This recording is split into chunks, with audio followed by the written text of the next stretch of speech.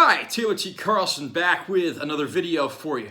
Today we're going to do the third and final video in this Rock Candy Records collection of mine. This is the second half of my autographed items, so we're going to take a look at these. I'm going to show off a few of the best things from my collection here, and of course, if you're a fan of classic hard rock, heavy metal, AOR, this is a great company, and I definitely recommend tracking down their releases. So, starting off this collection is Love Hate, Blackout in the Red Room. Great, very underrated hard rock band from the late 80s, early 90s. Vocalist Jizzy Pearl actually lives here in Vegas. I've seen him perform many times. This has a few bonus tracks, which is definitely appreciated. Tom Werman produced this. He's worked with everyone from Ted Nugent to Cheap Trick, one of the biggest producers in the business. So yeah, you got, for bonus tracks, there's a studio B-side and then 2 live B-sides. So definitely nice that they didn't overlook the bonus track aspect here. And of course, the signature on there is from Jizzy Pearl. Okay. Lita Ford, the Lita album. Lita Ford, of course, remembered for being in the Runaways back in the 70s, but then she put out 2 solo albums that did moderately well. She built up a reputation, but it was this album that knocked her into the next level. The songs on here include the likes of Close My Eyes Forever, the classic duet with Ozzy Osbourne, and Kiss Me Deadly, probably the biggest hit of her solo career, along with that one. But then you also got a lot of underrated stuff on here as well, like Back to the Cave, Can't Catch Me, Falling In Out of Love. Lita autographed this for me when I met her at the Rock and Roll Fantasy Camp Awards back in 2015 over at Mandalay Bay. Grand Prix. This is a great AOR band out of the UK from the late 70s, early 80s. These guys are lumped in with things like the new wave of British heavy metal, but they've really got more in common with groups like Styx and Journey, if you ask me. And that's not necessarily a bad thing, but the singer of this band was a guy named Bernie Shaw, and the keyboard player was a guy named Phil Lanzon. Phil Lanzon actually autographed this for me when I met him at a Uriah Heep show. Shaw and Lanzon are both in Uriah Heep now. And then this has 2 unreleased demos and a non-LP B-side as bonus tracks. So, really interested to see where these guys turned up. Bernie Shaw only sang on the first of the 3 Grand Prix records, and that brings us to the third album they put out, Samurai. This featured vocalist Robin McAuley, who autographed this for me a few years ago. He, of course, best known for being the vocalist alongside Michael Schenker in the McAuley-Schenker group. And he's done several things over the years. One of my personal favorite vocalists of all time. 2 bonus tracks on here as well. There's a picture of the band. There's Robin McAuley right there. It took me a second to figure out which one was him with all the funky 80s hair going on. Their second album was called Therefore None to See, but that one apparently was not reissued by Rock Candy, so I'm guessing maybe a legal issue there. I hope they get to give that one the Rock Candy treatment eventually, though. Kicks, Blow My Fuse. One of my favorite classic hard party rock bands of the 80s. These guys definitely know how to entertain a crowd. I met these guys over at Zia Records here in Vegas when they did an in-store a few years ago. 4 of the 5 guys are still in the group, and all 5 of the guys who are currently in the group autographed this. I noticed one of the signatures are kind of smeared a little, which I'm kicking myself for now. I should have been a little more careful with that. And this one was also produced by Tom Werman, who did the Love Hate record I just talked about a minute ago. Freelee's Comets, Second Sighting. Ace Frehley's band in the 1980s. This album tends to be derided by people because Ace had less of a starring role, and it tended to be more of a showcase for the second guitarist, second vocalist, Todd Howarth. I met Todd Howarth in 2004, and he autographed this for me. Very nice guy, one hell of a rocker. I met Ace Frehley too, and he actually autographed my Freelee's Comet vinyl, which I've got in the other room. Maybe I'll show that off in a later video. And there's a great photo of Ace right there. On the inside here we got the actual disc, liner notes, and so forth.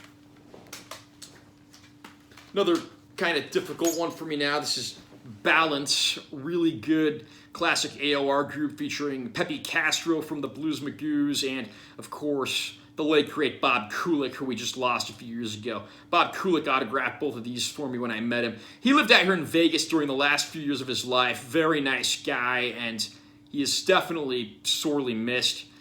The second album, In For The Count, which I'm holding in this hand, actually has 2 bonus tracks. Here's the back covers of those. Pretty easy to pick Bob Kulick out. He's in the middle in this picture over here because his appearance didn't really change a whole lot over the years. And when he passed away, he was 70 years old, but he could easily have passed for someone in his mid-40s. The guy was in great shape, and I sorely miss him. One of the greatest guys in the business, one of the nicest guys I've ever met. Another very underrated group from the 70s. This is a band called Angel. Angel featured vocalist Frank Domino. He also lives out here in Vegas.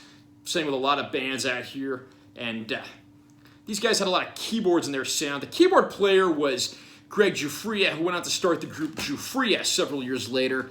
Sadly, old Greg Giuffria is no longer in the music business for the most part, although I did see him get up and jam with the current version of the band a few years ago, and that was very cool. Here's the back cover of this one. Yeah, Punky Meadows on guitar. He put out a solo album a few years ago. It was easily my favorite album of that year. And then here's their latter 2 albums that they did, Hell of a Band and On Earth as It Is in Heaven. They did 2 albums after this, plus a live album. Those have not been reissued by Rock Candy, to my knowledge. And then they also did a semi-reunion album in 1999 and an album with their new lineup maybe about a year or 2 ago. And I think Frank and Punky are the only original guys still there as full-time members, unfortunately.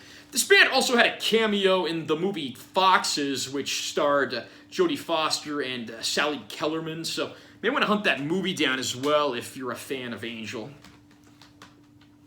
Next up, we've got LA Guns, one of the best of all 80s sleaze and glam bands. These guys were pretty much the best of what the Sunset Strip had to offer. Put out some great tracks. I mean, they have things like, the typical power ballads, but then they've also got a lot of just straight-up gritty hard rockers with great lyrics. Phil Lewis, the singer of LA Guns, he lives here in Las Vegas. I've met him several times, although it's actually Tracy Gunn's autograph that I have on these. I've got Phil's autograph on a few other things, but here's a look at the backs of these. And then the second album, one of the credited producers is Tom Werman. That guy pops up again. No getting away from him, but that's not necessarily a bad thing when he's one of the best at what he does in the business. And then Sea Hags. This is one of the groups you may not have heard of, and I'll sum up their plight pretty well with the quote that's on the back cover. There's only so far you can go with 3 junkies and 1 alcoholic. These guys, unfortunately, a lot of inner turmoil. I believe one of these guys passed away from his addictions, but I had the luxury of meeting guitarist Frankie Wilsey when he played out here with an Aerosmith tribute a few years ago. He did not autograph the front of the album, but he did sign the inner gatefold for me right there. Very cool guy. Glad I got to meet him. This album, these guys, it was thought that they might end up being the next Guns N' Roses. Again, kind of laughable by today's standards, but if you notice, the producer on here is Mike Klink. Mike Klink was the producer of Guns N' Roses' Appetite for Destruction, so seeing his name on there, I mean, that's a pretty big deal, and it's a shame these guys didn't get to go farther in the music world. And the last one I'm going to show off, River Dogs. This was a group featuring Vivian Campbell after he'd left Dio, but before he'd joined Def Leppard. I met him at a Last in Line show a few years ago, and he autographed this for me. He didn't even know that there was a reissue of this out, which was kind of funny. Back cover, got the photo of the band there, track list. There's an entire bonus CD of extra cuts from a live radio station performance, plus a non-album studio bonus track as well. Here's the actual album itself on there, and then pull this open, and you've got the second bonus disc as well. So you had a chance to pick up anything from Rock Candy Records. Do you own any of these releases? What do you think of the stuff that they've been reissuing? Like this video if you found it helpful. Comment down below too and let me know what you think or if you picked any of these up. Also subscribe to the channel if you want to see more videos. I'm Taylor T. Carlson and I'll be seeing you next time.